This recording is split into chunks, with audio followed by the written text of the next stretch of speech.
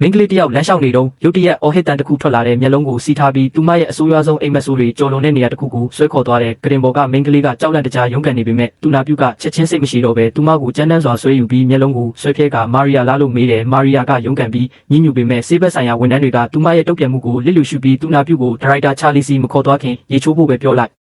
်တဲထိတ်လန့်ပြီးဘာတွေဖြစ်နေလဲဆိုတာသိချင်စိတ်ပြင်းပြနေတဲ့မာရီယာကအဖြေရအောင်ကြိုးစားပေမဲ့သူနာပြုကစကားတခုမှမပြောဘူးမာရီယာကိုရေချိုးကန်နဲ့အတင်းဆွဲခေါ်သွားပြီးအဝတ်စားတွေကိုကြမ်းတမ်းစွာချွတ်လိုက်တယ်သူနာပြုတယောက်ကအင်တာသုံး brush နဲ့သူမရဲ့ခန္ဓာကိုယ်ကိုပုတ်တိုက်နေပြီးနောက်တစ်ယောက်ကရေပိုက်နဲ့အဆက်မပြတ်ဖြန်းနေတယ်မာရီယာကမျက်ရည်တွေကျပြီးကြောက်လန့်တကြားနဲ့ငိုကြွေးနေခဲ့တယ်သူမနဲ့မျက်နှာချင်းဆိုင်ကလူတစ်ယောက်လည်းအလားတူကံကြမ္မာကိုခံစားနေရတာကိုမြင်တော့ပိုကြောက်သွားအားတဲ့ထောက်တနေရာမှာအကူညီမဲ့စွာကွေးကွေးလေးပဲနေနိုင်ခဲ့တဲ့မိနစ်အနည်းငယ်အကြာမှာမာရီယာကဘီတက်ကလထိုင်နဲ့ချီနှောင်ခံထားရပြီးချာလီရှိမှမျက်လုံးတွေကြောက်ရွံ့ထိတ်လန့်မှုနဲ့ပြည့်နေနေတယ်ဒါပေမဲ့ချာလီကတင်းငိမ်စွာပဲဒါကဆေးရောဂါကိုဆေးရုံလို့သူမကိုပြောလိုက်တယ်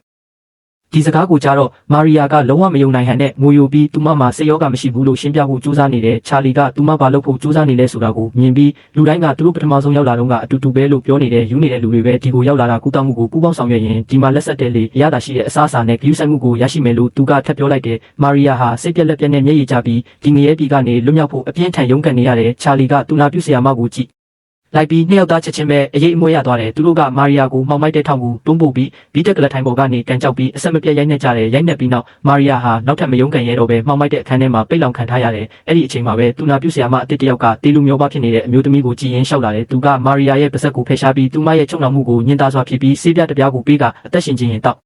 ရမယ်လို့ပြောပါတယ်မဟုတ်ရင်သူမထပ်ပြီးနှိမ့်ဆက်ခံရလိမ့်မယ်ဆေးပြားကသူမရဲ့ခန္ဓာကိုယ်အတွက်ကောင်းတယ်မာရီယာကအသက်ကယ်ကျိုးကိုဆွဲထားတယ်လို့ခံစားလိုက်ရတယ်သူဟာတခြားသူနာပြုတွေနဲ့မတူဘူးဆိုတာသူမခံစားမိပြီးအကူအညီတောင်းခဲ့တယ်သူမဒီစိတ်ရောဂါမရှိကြောင်းအခိုင်အမာပြောဆိုကဖုန်းခေါ်ဆိုရန်တောင်းပန်ခဲ့ပြီးတယောက်ယောက်ကသူမကိုလာကြိုပေးမိဟုပြောကြားခဲ့သည်ဂျော်ဒန်သည်ထိုတောင်းဆိုမှုများကိုနားလည်သေးပဲကောင်းမွန်က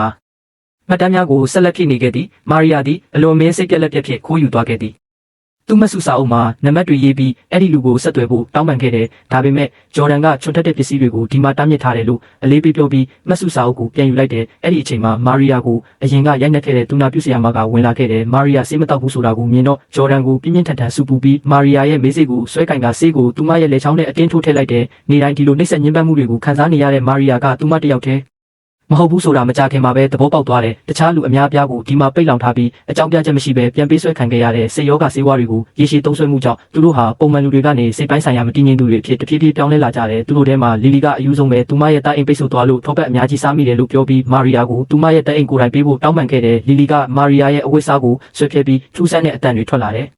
သူမကအဲ့ဒီလိုမဖြစ်ချင်ဘူးစူမြန်တန်တွေကိုကြားတော့ချာလီထွက်လာပြီးမာရီယာကသူမကိုဒီမှာဘသူကပိတ်လောင်ထားတာလဲလို့မေးဖို့အခွင့်အရေးကိုစုပ်ကင်လိုက်တယ်ဒါပေမဲ့ချာလီကသူမဟာပြင်းထန်တဲ့စိတ်ရောဂါခံစားနေရပြီးကုသမှုကိုညှင်းဆန်တတ်တဲ့သူမရဲ့အကျင့်ကိုထောက်ပြခဲ့တယ်လို့ပြောပါတယ်မာရီယာကသူမကိုသူမကာကွယ်ပြောဆိုရန်အလင်းစလိုပြောလိုက်ပြီးသူမဘာကြောင့်ဒီလိုလုပ်မိမှန်းလုံးဝမသိကြောင်းပြောလိုက်သည်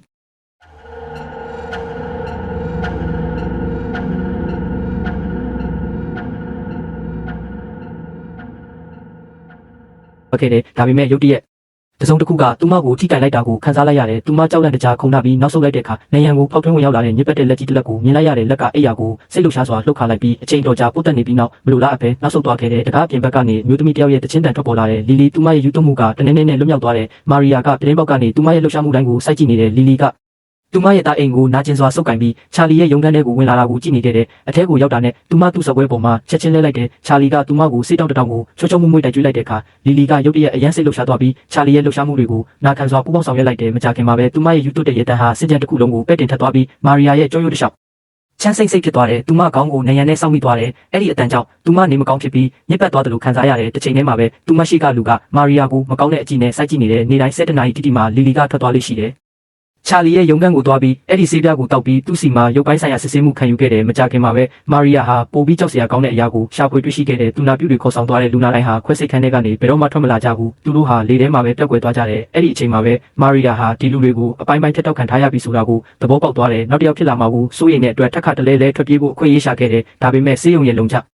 ျတော်ရေးစနစ်ကထောင်တစ်ခုလိုတင်းကျပ်တယ်သူမကိုဖမ်းမိတိုင်းအချိန်ချင်းညှဉ်းပန်းနှိပ်စက်ခံရတယ်မာရီယာမှာရိုက်နှက်မှုကြောင့်မျိုးမဲတရားတွေနဲ့ဖုံးလွှမ်းနေတာကိုမြင်တဲ့အခါဂျော်ဒန်ကသူမရဲ့အုပ်ထိန်းသူသဘောတူမှသာဆေးရုံကသူမကိုလွှတ်ပေးမယ်လို့ကျန်းနာစွာတတိပေးခဲ့တယ်ဒါပေမဲ့နောက်တစ်နေ့မှာလီလီကမာရီယာကိုဘေးအိမ်ကအကျင့်ပြက်လူကြောကြကဘယ်လိုထွက်ပြေးရမလဲဆိုတာသိတယ်လို့ပြောပြခဲ့တယ်အသက်ရှင်ဖို့စိတ်ပိုင်းဖြတ်ထားတဲ့မာရီယာကသူတို့ကိုခွဲထားတဲ့နေရန်ကိုခောက်ဖို့ဥဆောင်ခဲ့တယ်ကြောကြကသူမအထီးကျ အန်နီလာသူနဲ့ပူပေါင်းချင်လာလို့မေးပြီးလှုပ်ဝက်လမ်းကြောင်းတစ်ခုရှိတယ်ဆိုတာဘယ်လိုသိလဲလို့မေးခဲ့တယ်မာရီယာကသူပြောပြဖို့ဘာလို့ရမလဲလို့အလင်းစလိုမေးခဲ့တယ်ကြောချကနောက်တစ်နေ့ရေချိုးခန်းထဲမှာသူ့ကိုစောင့်ဖို့ပြောခဲ့တယ်မာရီယာကလိမ်ပိုင်းဆိုင်ရာစော်ကားသူဘာကူဆိုလိုမသိပေမဲ့ထွက်ပြေးဖို့အတွက်နောက်တစ်နေ့မှာရေချိုးခန်းကိုသွားခဲ့တယ်ကြောချကအတန်ကိုတိတ်အောင်ရေပိုက်ကောင်းကိုဖွင့်လိုက်တယ်သူမကိုနောက်ကနေဖက်ပြီးလှုပ်ဝက်လမ်းကြောင်းကချာလီရဲ့ရုံးခန်းထဲမှာရှိတယ်လို့ပြောပါတယ်စကားဝက်ကိုလိုချင်ရင်သူ့စကားကိုနားထောင်ရမယ်အသက်ရှင်ဖို့အတွက်မာရီယာကလိုက်နိုင်ရုံကလွဲလို့တခြားနည်းလမ်းမရှိပါဘူးဒါပေမဲ့ကြောချကသူမကိုစကားဝက်ပြောပြတဲ့အခါသူမကရုတ်တရက်သူ့အသားတဆကိုကိုက်ဖြတ်လိုက်ပါတယ်ကြောချနာကျင်စွာအော်ဟစ်လိုက်ပြီးသူနာပြုတွေကအတန်ကြားတော့အပြေးလွှာရောက်လာကြပါတယ်ရှုပ်ထွေးမှုတွေကြားမှာမာရီယာကချာလီရဲ့ရုံးခန်းကိုခိုးဝင်သွားခဲ့ပါတယ်ဒါပေမဲ့သူမဘလောက်ပဲကြ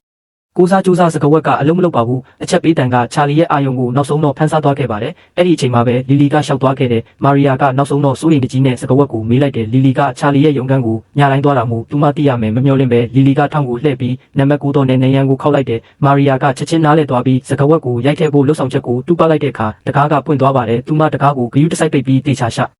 အဖွေလိုက်တဲ့အခါဗီရိုထဲမှာလမ်းကြောင်းတစ်ခုကိုရှာတွေ့ခဲ့ပါတယ်။ဒါပေမဲ့အဲ့ဒီအချိန်မှာပဲတကားရဲ့ပေါင်းဆက်တော့ကရုတ်တရက်အတန်မြည်လာပြီးချာလီကသွေးတွေနဲ့ရှောက်ဝင်လာခဲ့ပါတယ်။သူအရက်တစ်ခွက်ငှက်တောက်တော့မဲ့အချိန်မှာမာရီယာမောဘတ်နွမ်းနေပြီးချော်လဲသွားပြီးသူမရဲ့အဝတ်စားတွေစုပ်ပြဲသွားတယ်။ချာလီကအထဲစုပ်ပြဲတံကိုကြားလိုက်ရတယ်။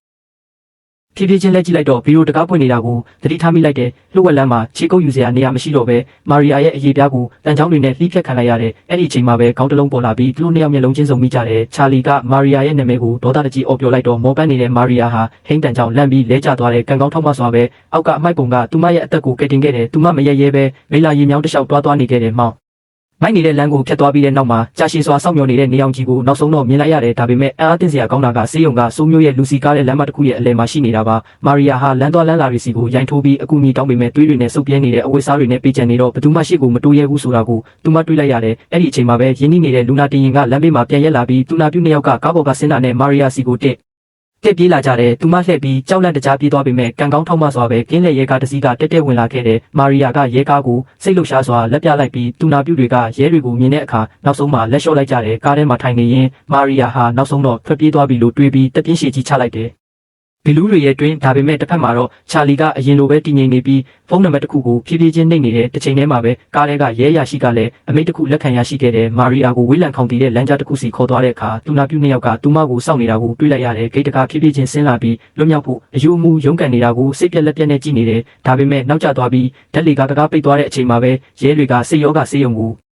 တကယ်ကာကွယ်ပေးနေတယ်ဆိုတာသူမသဘောပေါက်လိုက်တယ်သူမရဲ့နောက်ဆုံးမျှော်လင့်ချက်ရောင်ကြီးလေးပြက်ကွယ်သွားတယ်သူမနိုးလာတဲ့အခါမာရီယာကိုခွဲစိတ်ခုံနဲ့ချီနှောင်ထားပြီးချာလီကသူမဘေးနားကကရင်ပေါ်မှာအလောင်းတစ်လောင်းကိုအပိုင်းပိုင်းဖြတ်တောက်နေပြီးသူကကိုရင်းအင်္ဂါတွေကိုအရင်ဖယ်ရှားပြီးမှအလောင်းကိုအရေးခွန်ခွာမယ်လို့ပြောပြီးမာရီယာကနောက်တစ်ယောက်မကြခင်လာတော့မယ်လို့ပြောနေတယ်မာရီယာကတနာကျင်နာစွာတောင်းပန်ပေမဲ့ချာလီကသူမကိုလုံးဝလစ်လူရှုပြီးသူ့လူတွေကိုမေ့စေထုတ်ပေးဖို့နဲ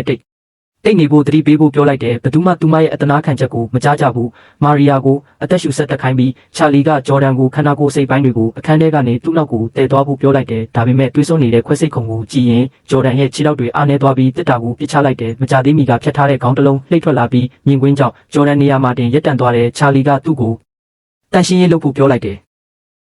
ဒါပေမဲ့ဂျော်ဒန်ကတော့စဉ်းစားနိုင်စွမ်းဆုံးရှုံးသွားပါပြီချာလီကဒေါသတကြီးနဲ့သူ့ကရိယာတွေကိုပြစ်ချပြီးသူ့စီကိုရှောက်လာပြီးချာလီရဲ့ရက်ဆက်တဲ့မျက်လုံးတွေကိုစိုက်ကြည့်ကမျက်နှာကိုပြင်းပြင်းထန်ထန်ရိုက်လိုက်ပါတယ်ဂျော်ဒန်မှာခန္ဓာကိုယ်အစိတ်ပိုင်းတွေကိုတဲထုတ်ဖို့ရွေးချယ်စရာမရှိပေမဲ့အပြင်ရောက်တာနဲ့ငိုချလိုက်ပါတယ်ဘာပဲဖြစ်ဖြစ်ဒီလောက်ရက်ဆက်တဲ့မြင်ကွင်းကိုသူပထမဆုံးအကြိမ်မြင်ဘူးတာပါသူ့မဆုစာအုပ်ကိုရှာတွေ့ပြီးမာရီယာချန်ထားခဲ့တဲ့ဖုန်းနံပါတ်ကိုတွတ်ဆုပ်ခြင်းမရှိဘဲနှိပ်လိုက်ပြီးတစ်ဖက်ကလူကိုမာရီယာရောက်နေပြီးသူတို့မြင်မြန်မလာရင်တည်သွားနိုင်တယ်လို့ပြောလိုက်ပါတယ်တစ်ဖက်ကလူကမာရီယာရဲ့စိတ်ဆက်ထားသူဝီလီယံပါသူဟာမာရီယာကိုဒီရက်ပိုင်းတွေတွင်ရှာဖွေနေခဲ့ပြီးရဲကိုတောင်သူမပျောက်ဆုံးသွားတယ်လို့တိုင်ကြားခဲ့ပေမဲ့နောက်ဆုံးမှာတော့သူ့ကိုနှင်ထုတ်ခဲ့ပါတယ်အခုသူရေးစားဘယ်မှာရှိနေလဲဆိုတာနောက်ဆုံးတော့သိလိုက်ရတဲ့အခါဆေးရုံကိုချက်ချင်းပြေးသွားခဲ့ပါတယ်မမျှော်လင့်ပဲကားပေါ်ကဆင်းတာနဲ့ရဲမှုကြီးကွန်နဲ့တွေ့ခဲ့ပါတယ်ဝီလီယံကအလိုလိုပုံနေခဲ့ပြီးကွန်ကသူ့ကိုတိတ်အာယုံမဆိုင်ခဲ့ပါဘူးမာရီယာကိုခွဲစိတ်ဖို့လုပ်တော့မဲ့ချာလီဟာရုတ်တရက်ကွမ်စီကဖုန်းခေါ်ဆိုမှုတစ်ခုလက်ခံရရှိခဲ့ပြီးအမျိုးသမီးကိုဘေးဖယ်ထားခဲ့ရပါတယ်ဘာလို့လဲဆိုတော့ကွမ်ဟာသူ့ကိုကာကွယ်ပေးသူတယောက်ဖြစ်ုံသာမကဈေးရုံမှာလည်းလုပ်ဖို့ကိုင်းဖက်တယောက်လည်းဖြစ်နေလို့ပါဆက်စုပ်ရင်ရှာကွယ်ကောင်းတဲ့အမျိုးသားနှစ်ယောက်ဟာနောက်ထပ်ဘလို့ပြန်ပေးဆွဲရမလဲဆိုတာကိုဆွေးနွေးပြီးဘန်ကွက်တစ်ခုဖွင့်လှစ်ဖို့စီစဉ်နေကြပါတယ်အပြစ်မဲ့ပြည်သူတွေသူတို့မသိလိုက်ကြတာကဝီလီယံခိုးဝင်လာပြီးသားအဲ့ဒီအချိန်မှာပဲလက်တစ်ဖက်ကသူ့ပကုံးကိုပုတ်ပြီးဝီလီယံလားလို့မေးတယ်ဝီလီယံကောင်းကြီးပြတယ်ဂျော်ဒန်ကသူ့ကိုမြင်မြန်လိုက်ခဲ့ဖို့ပြောပြီးခွဲစိတ်ခန်းကိုတန်းခေါ်သွားတယ်နောက်ဆုံးတော့ဝီလီယံကတေးလူမျိုးပါဖြစ်နေတဲ့မာရီယာကိုတွေ့လိုက်တယ်ဂျော်ဒန်ကဒီမှာနေလို့မရဘူးလို့တတိပေးလိုက်တယ်ဒါပေမဲ့သူတို့၃ယောက်ခွဲစိတ်ခန်းထဲကပြေးထွက်လာတဲ့အချိန်မှာပဲသူတို့ကိုစောင့်နေတဲ့ချာလီနဲ့တွေ့လိုက်တယ်သူ့ကိုတစ္ဆာဖောက်တဲ့သူကဂျော်ဒန်ဖြစ်